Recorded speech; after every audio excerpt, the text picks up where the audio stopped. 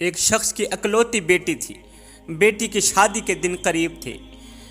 اس نے جہیز کا سارا سامان مہیا کیا۔ باپ نے جہیز کا سارا سامان اکٹھا کیا۔ جس دن بیٹی کی شادی تھی، بیٹی کی بارات تھی، عین اسی دن موت کے فرشتے نے حملہ کیا، بیٹی کی روح نکال کے چلا گیا۔ ادھر سے باراتی بارات لینے کے لیے گھر سے روانہ ہوئے۔ عین اسی دن، بارات کے دن، جس دن بیٹی نے رخصت ہونا تھا، موت کے فرشتے نے حملہ کیا۔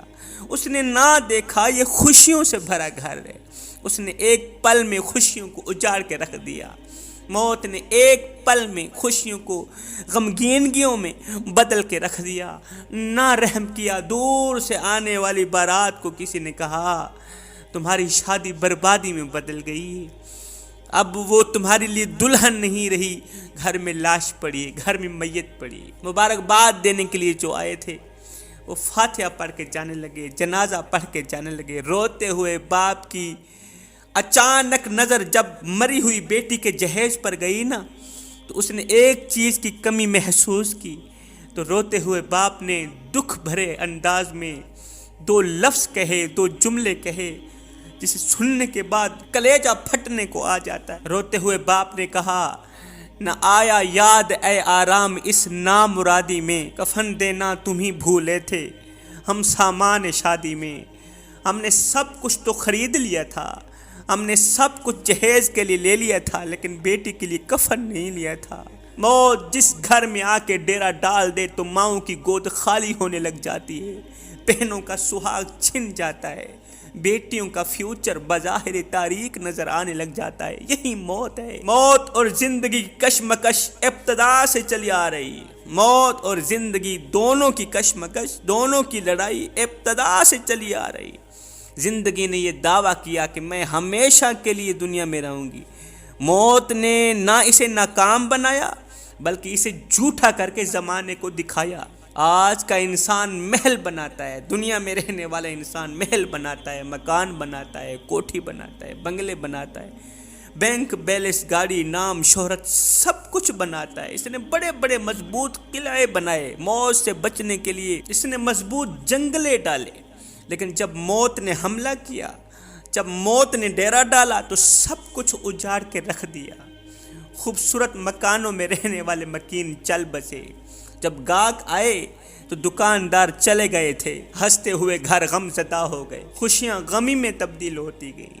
آج تو طاقتور ہے اے نوجوان، آج تو طاقتور ہے، آج تو کڑیل نوجوان ہے، آج تیری طاقت اور قوت کے کیا کہنے۔ آج زمانے کو انگل پہ تو نچا لیتا ہے، ہاتھیوں کو تو بٹھا لیتا ہے۔ آج تیری طاقت کے شہرے ہیں، آج تیری عظمت کے تنتنے ہیں، آج تو شہزادہ ہے، آج تو گھڑ سوار ہے، آج تو پہلوان ہے۔ اے بندے ذرا اپنے ماضی کی طرف جھانک کر کے دیکھنا، تجھے تو چار پئی کے سہارے چلنا بھی نہیں آتا تھا۔ مجھے اتنا بتا دے کہ تجھے چار پئی کے سہارے چلنا کس نے سکھایا؟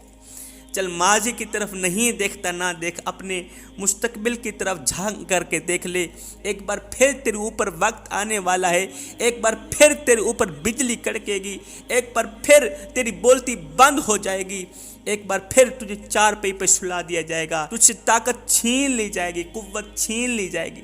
جب تجھ سے طاقت چھین لی جائے گی، جب 50 سال سے اوپر والی عمر میں جائے گا، 60 سال کی طرف، 70 سال کی طرف جائے گا، تو پھر تیرے ہاتھ تو ہوں گے ایسے کانپتے رہیں گے۔ تو سوچے گا، چیخے گا، چلائے گا میرے ہاتھوں کیا ہو گیا؟ انگلیاں تو پوریاں ہیں، 1 2 3 4 5 انگلیاں پوری ہیں، لیکن میرے ہاتھ کانپتے کیوں ہیں؟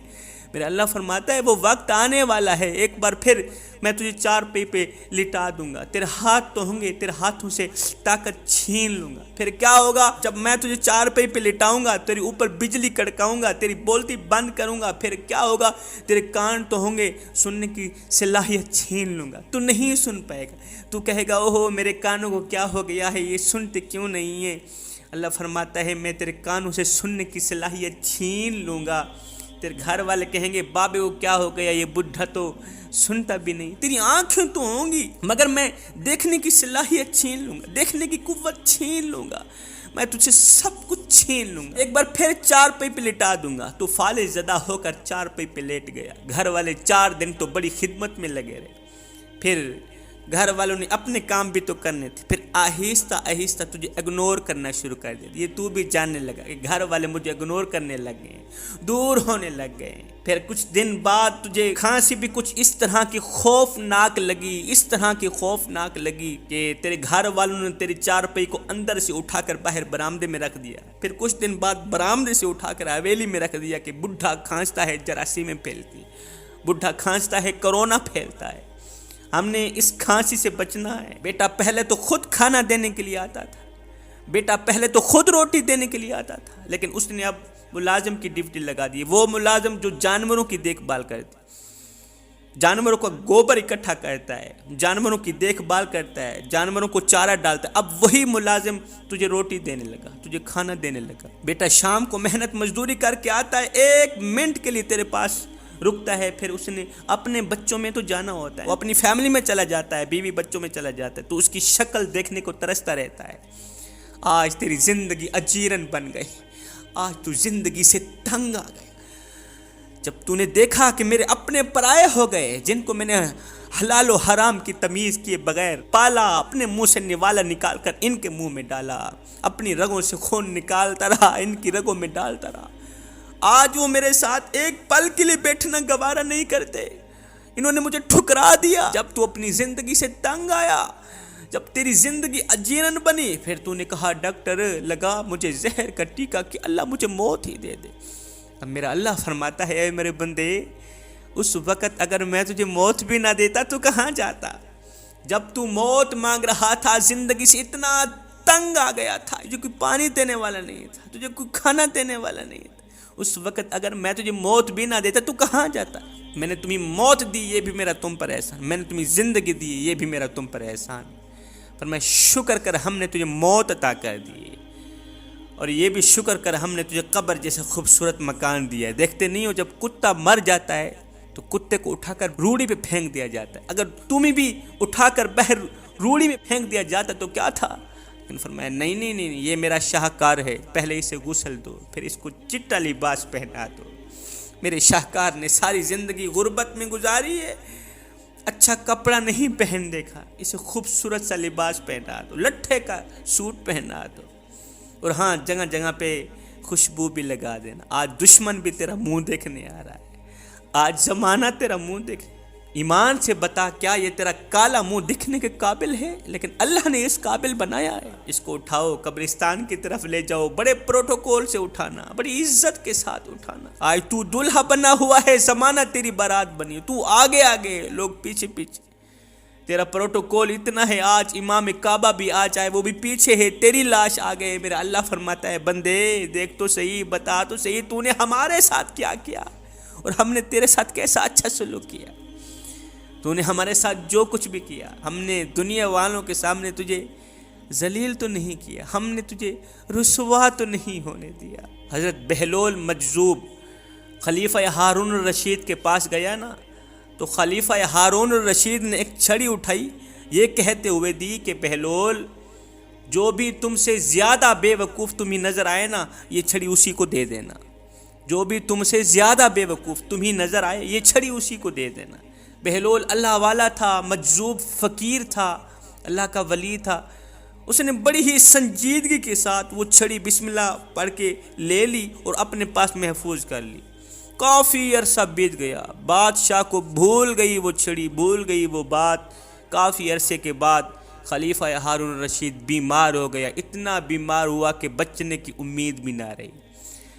اب حضرت بہلول دانا، اللہ کا ولی فقیر، خلیفہ ہارون الرشید کی تعزیت کے لیے اس کے پاس گیا، پوچھا خلیفہ بتا کیا حال ہے؟ کہا کوئی حال نہیں، موت کا وقت آ گیا ہے، آخرت کے لیے کچھ بھی اکٹھا نہیں کیا، ساری زندگی آوارگی میں گزار دی، اللہ کی نافرمانی میں گزار دی، اللہ کو راضی نہ کر سکا، سوچ رہا ہوں مرنے کے بعد قبر میں مال کو کیا منہ دکھاؤں گا، اللہ نے حضرت انسان بنا کر مجھے دنیا میں بھیجا تھا، میں تو کیڑوں سے بھی بدتر نکلا، سوچ رہا ہوں مرنے کے بعد اللہ کو کیا منہ دکھاؤں گا، میں نے کچھ بھی اکٹھا نہیں کیا۔ کہا اچھا تو نے کچھ بھی اکٹھا نہیں کیا؟ کچھ بھی اکٹھا نہیں کیا، حفاظتی اقدامات بالکل بھی نہیں کیے؟ کہا بالکل بھی نہیں کیا۔ اب بہلول دانا نے کیا کیا؟ وہی چھڑی نکالی، خلیفہ ہارون رشید کو دے دی، کہا خلیفہ یہ ہے آپ کی امانت، اس لیے کہ مجھے آپ کے سوا کوئی انسان اپنے سے زیادہ بے وقوف نہیں مل سکا، آپ کے سوا کوئی بھی انسان، اونلی آپ کے سوا، آپ ہی مجھے دنیا کے سب سے بڑے بے وقوف ترین انسان لگتے ہیں۔ دنیا میں آپ جہاں جاتے تھے حفاظتی دستے، حفاظتی اقدامات پہلے ہی کر لیے جاتے تھے، لیکن قبر کی تیاری تو نے کچھ بھی نہیں کی، قبر کے لیے کچھ بھی اکٹھا نہیں کیا، حفاظتی اقدامات نہیں کیے، اللہ کو راضی نہ کر سکا، افسوس تیری زندگی پہ، یہ کہتا ہوا بہلول اٹھ کے چلا گیا۔ صاحب آج ہماری آنکھیں کھلی ہیں، ہماری سانسیں چل رہی ہیں، ان لوگوں سے جا کے پوچھو جو کہتے تھے کل اٹھ کے توبہ کریں گے، لیکن کل ان کے نصیب میں نہیں تھی، صبح ان کے نصیب میں نہیں تھی، وہ بغیر توبہ کیے مر گئے، آج جہنم میں چل رہے ہیں۔ وہ وقت دور نہیں، وہ وقت آنے والا ہے۔ میں دعا کرتا ہوں مالک ہمیں جلد از جلد توبہ کرنے کی توفیق عطا فرما، موت سے پہلے، مرنے سے پہلے توبہ کرنے کی اور قبر کے لیے کچھ اکٹھا کرنے کی توفیق عطا فرما۔